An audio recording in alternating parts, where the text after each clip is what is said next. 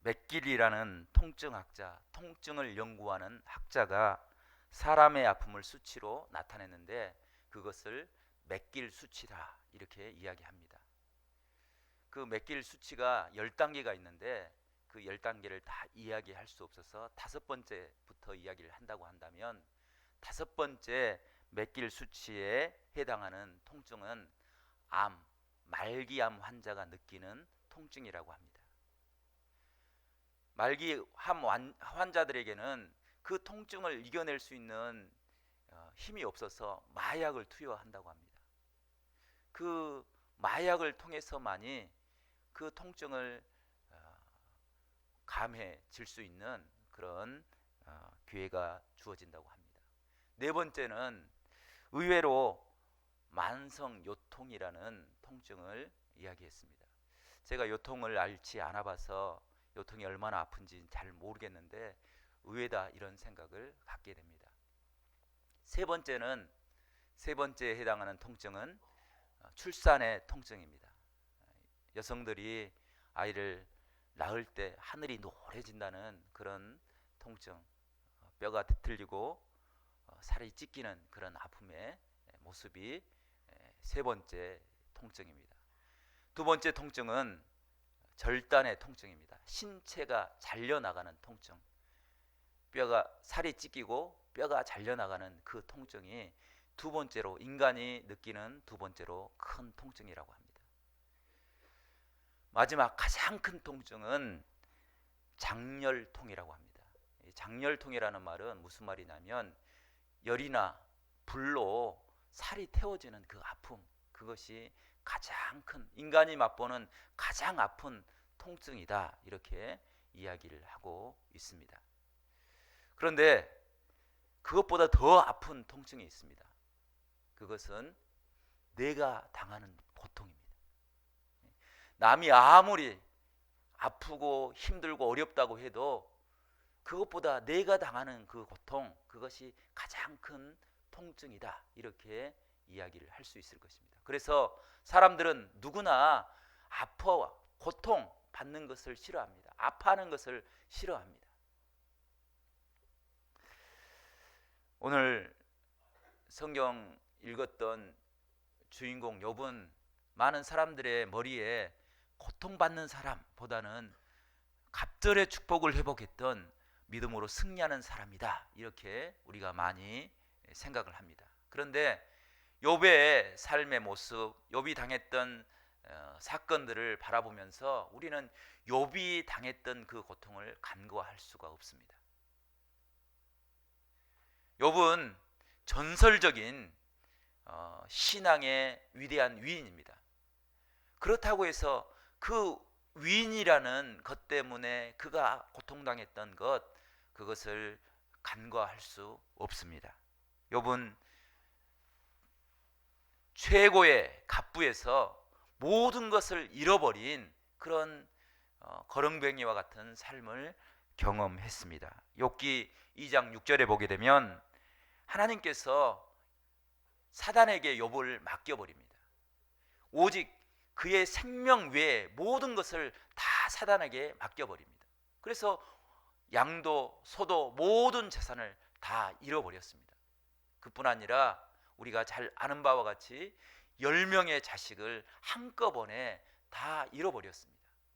그리고 그의 육신은 피부와 암으로 기와장으로 긁을 만큼 가렵고 고통스러운 삶의 현장에 당면하게 됩니다. 만약에 욥의 그 고통의 모습을 수치로 나타낼 수 있다고 한다면 아마 장렬통보다 더 큰 아픔, 인간이 견딜 수 없는 그런 고통을 맛보았다 이렇게 이야기할 수 있을 것입니다. 욥기서는 욥의 고통에 대해서 여러 번 기록을 하고 있습니다. 그런데 오늘 특별히 19절에 욥의 고통에 대해서 이렇게 기록을 하고 있습니다. 병상에서 신음하는 괴로움, 그리고 뼈 마디마디가 쑤셔대는 아픔, 그리고 22절의 말씀에 보게 되면 그의 생명은 멸하는 자에게 가까워지느니라. 이 말씀을 공동 번역에서 번역해 보니까 욥이 당하는 그 고통은 막 죽음의 문턱을 넘어서는 그런 아픔의 고통이었다. 이렇게 공동 번역은 번역을 하고 있습니다. 욥의 고통은 생명을 삼키는 고통이었고 살아있으나 살아있지 못한 그런 아픔의 경험을 하는 고통이었습니다. 그럼에도 불구하고 욥은 그 고통의 자리에서 그 고통만을 바라보면서 절망하거나 좌절하거나 삶을 포기하는 것이 아니라 오히려 하나님의 은혜를 바라보고 주님을 붙잡고 주님 앞에 선 것입니다. 욥은 고통에 대한 남다른, 우리와 다른 남다른 삶의 해석을 가지고 있었습니다. 오늘 본문을 통해서 욥이 고통에 대해서 가지고 있었던 새로운 시각들을 묵상하면서 신앙의 지혜, 우리가 살아가는 삶의 지혜를 깨닫는 복된 시간이 될 수 있기를 간절히 소망합니다. 욥의 새로운 시각은 어떤 시각이었습니까? 첫 번째는 욥은 고통에 대해서 통전적으로 이해하고 있습니다. 통전적이라는 말은 한순간만 바라보는 것이 아니라 모든 삶을 한꺼번에 바라보고 있다. 이런 이야기가 통전적인 이해다. 이렇게 이야기할 수 있을 것입니다. 욥은 한순간의 고통이나 아픔 때문에 삶을 절망이다, 좌절이다 이렇게 이야기하지 않고 있습니다. 욥기 23장 10절 그러나 내가 가는 길을 그가 아시나니 그가 나를 단련하신 후에는 내가 순금같이 되어 나오리라. 욥은 고통을 맛보는 순간, 고통의 어려움을 당하는 그 순간에 하나님을 향해서 이야기합니다. 하나님께서 내가 걸어왔던 과거의 모습, 그리고 내가 걸어가야 될 미래의 모습, 그 모든 것을 다 아십니다. 그래서 하나님께서 이 순간을 허락하여 주신 줄로 믿습니다. 이 순간이 지나면 나는 하나님 앞에서 순금같이 정금같이 하나님 앞에 설 것을 믿습니다 라고 고백하는 것입니다. 욥은 깨달았습니다. 이 고난의 순간이 영원하거나 삶으로 완성된 것이 아니라 하나님 앞에 나아가는, 하나님의 은혜 앞에 나아가는 과정임을 깨닫게 된 것입니다. 그래서 그는 확신했습니다. 나는 하나님 앞에 정금같이 설 것입니다. 성도 여러분, 우리가 이 세상을 살아가면서 아픔의 순간에 봉착했을 때 그것이 인생의 끝이다 라고 절망하거나 좌절하지 마시고 하나님께서 반드시 이 순간을 통해서 하나님의 예비하신 은혜, 하나님께서 준비하신 아름다운 은혜의 역사가 있을 것을 믿고 주님을 바라보는 아름다운 은혜의 역사가 우리 가운데 있기를 간절히 바랍니다. 그 모습은 마치 금메달 유망주가 금메달을 따기 위해서 훈련을 참고 견디는 모습에 비유할 수 있을 것입니다. 금메달 유망주는 참고 인내합니다. 왜입니까? 그는 훈련의 순간을 통해서 그 순간이 영원한 것이 아니고 그 순간을 통해서 금메달의 시합이 나에게 올 것이라는 것을 깨닫고 있기 때문입니다. 그 시합이 오면 그 메달을 따기 위해서 내가 싸워야 될 그 순간이 올 것을 알고 그것을 대비하고 준비하고 있다는 것입니다. 금메달 리스트에 비교할 것은 아니지만 제가 경험했던 것을 잠깐 좀 이야기해 보면, 제가 대학교 2학년 때 학교 축제를 하는데 마라톤에 참가를 했습니다. 제가 기본적인 체력도 있고 달리는 것을 좋아했기도 하지만 군대에서 막 제대한 형이, 복학한 형이 함께 뛰어보자고 유혹을 해서 그냥 아무런 준비 없이 그 마라톤 대회에 참석을 했습니다. 다행히 마라톤 대회가 풀코스가 아니고 하프 21km 정도를 뛰는 그런 코스였습니다.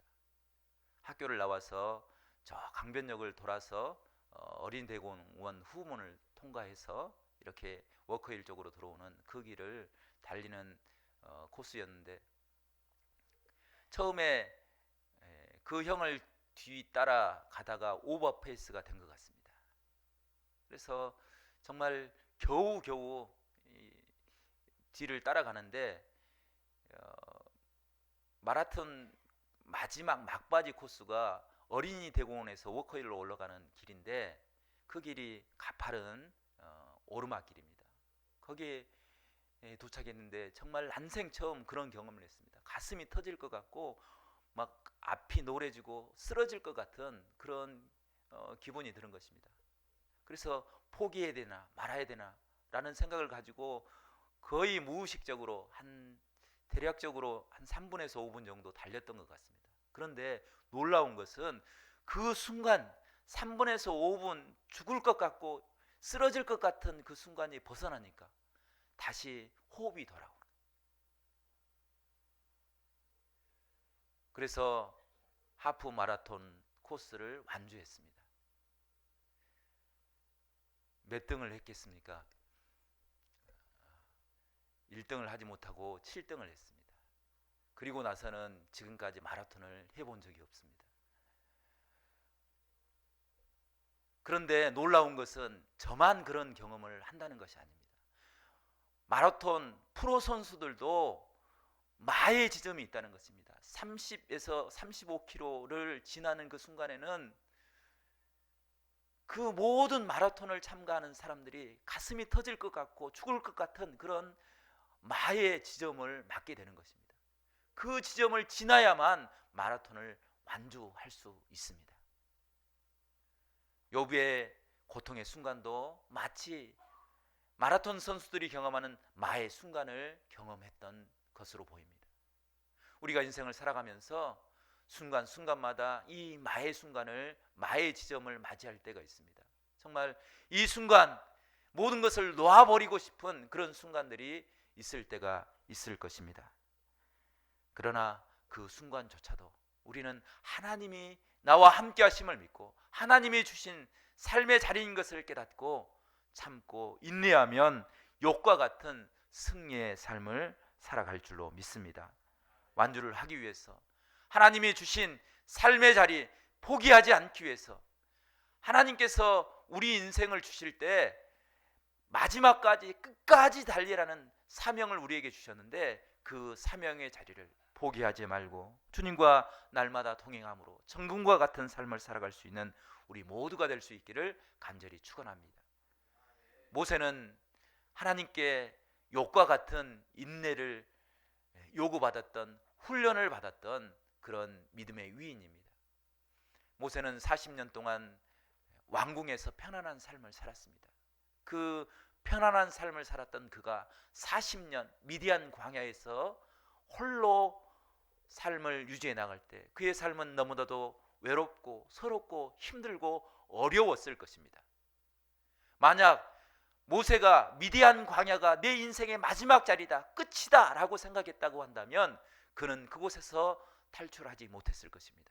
그런데 모세는 그 미디안의 자리가 나를 연단하는 훈련의 자리라 라고 생각했기 때문에 그는 그곳에서 탈출할 수 있었습니다. 그뿐 아니라 이스라엘 백성 60만이 되는 이스라엘 백성들을 애굽에서 절망하고 자살하는 그들을 일으키고 그들을 하나님의 땅으로, 가나안 땅으로, 약속의 땅으로 인도하는 그런 믿음의 위대한 용장이 되었던 것을 우리가 발견하게 됩니다. 성도 여러분, 인생은 하나님이 주신 사명의 자리입니다. 그냥 스쳐 지나가는 자리가 아니라 하나님께서 살아내라고, 인내하라고, 삶으로 견뎌내라고 주신 사명의 자리인 줄로 믿습니다. 그 자리에서 하나님을 바라보시고 하나님을 만나시고 하나님을 기억하는 그런 축복의 사람들이 될 수 있기를 간절히 축원합니다. 두 번째로, 욥은 고통을 하나님이 주신 도전의 은혜다라고 깨달았습니다. 사단은 우리에게 찾아와서 삶의 자리에서 끝이다 라고 우리에게 절망을 선포합니다. 그러나 하나님은 우리에게 찾아와서 이제 시작이다 라고 하나님의 은혜를 향한 도전의 소망을 허락하는 것을 우리가 발견하게 됩니다. 오늘 읽었던 24절, 25절 말씀을 제가 다시 한번 읽어드리겠습니다. 하나님이 그 사람을 불쌍히 여기사 그를 건져서 구덩이에 내려가지 않게 하라. 내가 도생물을 얻었다 하시리라 하신즉 그런즉 그의 살이 청년보다 부드러워지며 젊음을 회복하리라. 욥이 바라보았던 것은 불쌍히 여기시는 하나님, 건지시는 하나님, 대속의 은혜를 베푸시는 하나님, 회복하시는 하나님의 은혜를 바라보았습니다. 그 은혜를 깨닫고 나니까 다시 일어설 수 있는 능력을 회복하였다는 것입니다.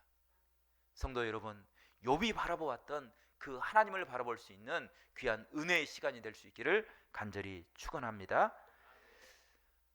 즐거운 학문이라는 책이 있습니다. 이 책에서 니체가 이야기했던 인간의 고통에 대한 짤막한 이야기가 나옵니다. 니체는 인간의 고통을 이렇게 흥미롭게 해석을 했는데, 인간의 고통을 치유하는 것은 고통뿐이다. 고통을 치유하는 것은 고통이다 라고 이야기하면서 인간의 고통을 두 가지로 소개를 하고 있습니다. 첫 번째 고통은 몰락의 고통입니다. 두 번째 고통은 창조의 고통이다, 이렇게 소개합니다.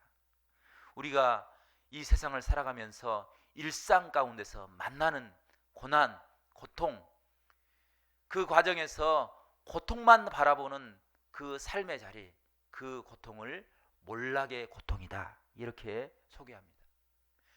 사람이 살아가면서 고통의 자리에서 고통만 보면 그 고통은 우리의 삶을 망가뜨린다 라고 소개합니다. 우리의 몸을 망가뜨리고, 우리의 가정을 망가뜨리고, 우리의 인간관계를 망가뜨리고, 우리의 삶의 자리를 망가뜨리는 것, 그것을 몰락의 고통이다, 이렇게 소개를 하고 있습니다. 고통만 바라보면 소망을 바라볼 수 없게 됩니다. 고통은 우리의 모든 삶의 자리를 파괴하는 그런 힘을 가지고 있는 놀라운 능력이 있습니다. 그런데 이 고통의 자리에서 일어설 수 있는 길이 있는데, 그것은 창조의 고통을 회복하는 것입니다.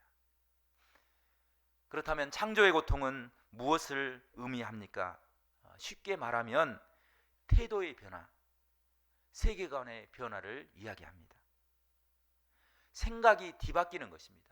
똑같은 고통의 자리에서도 고통만 바라보는 것이 아니라 그 고통을 통해서 내가 살아갈 수 있는 삶의 자리를 생각하고 바라보는 것, 그것이 창조의 고통이다, 이렇게 이야기하고 있는 것입니다. 똑같은 상황이지만 창조의 고통은 삶의 아픔을 기쁨의 원인으로 바꾸는 능력이 된다. 생각을 변화시키는 대변혁의 역사가 일어난다라고 이야기하고 있습니다. 시편 119편 71절에 시편 기자는 이렇게 고백합니다.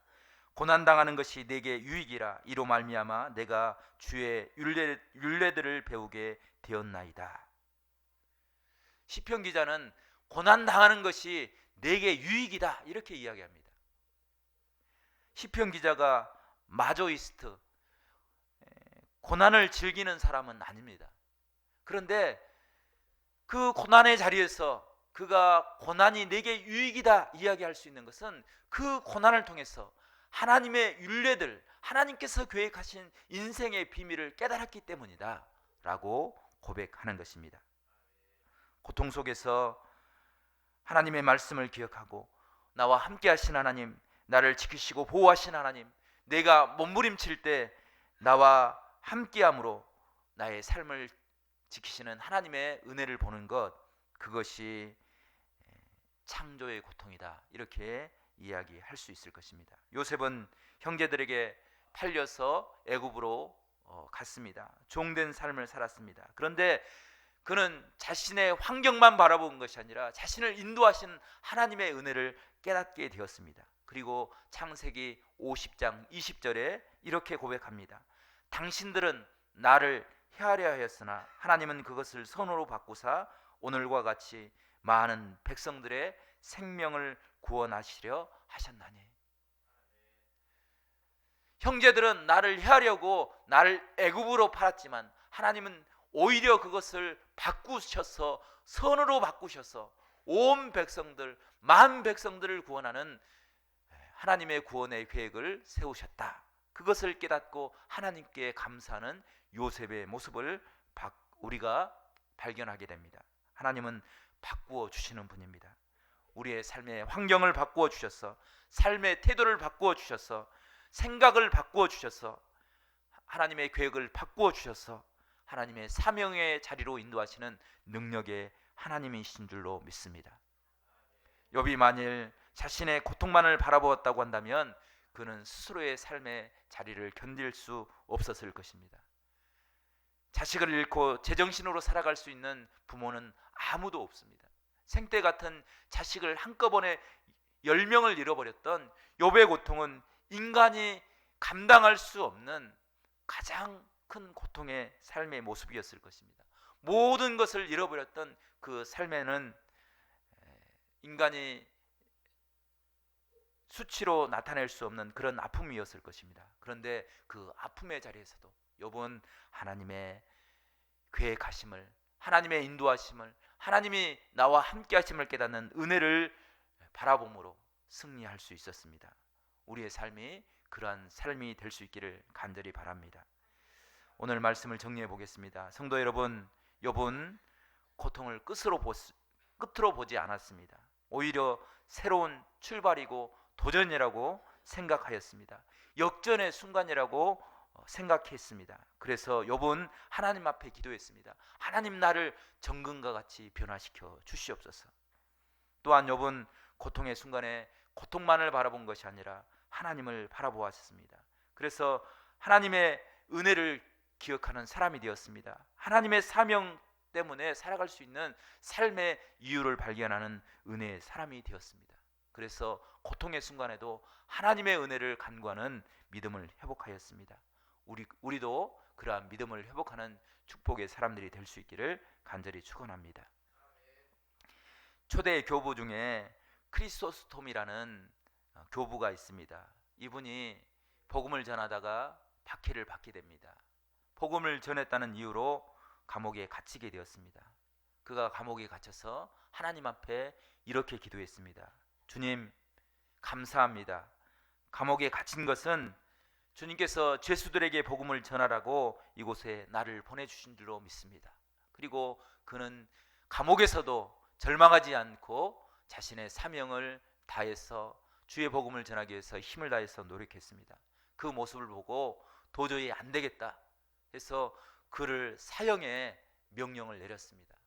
그가 사형장으로 끌려가면서 주님 앞에 다시 이렇게 기도했습니다. 주님, 감사합니다. 성도의 가장 아름다운 죽음이 순교라고 했는데 저 같은 사람을 순교의 반열에 동참케 하시니 감사합니다 라고 그 사형장으로 당당하게 걸어갔습니다. 그 모습을 바라보면서 도저히 안 되겠다, 저 사람을 그렇게 쉽게 죽여서는 안 되겠다라고 사형 중지 명령이 내렸습니다.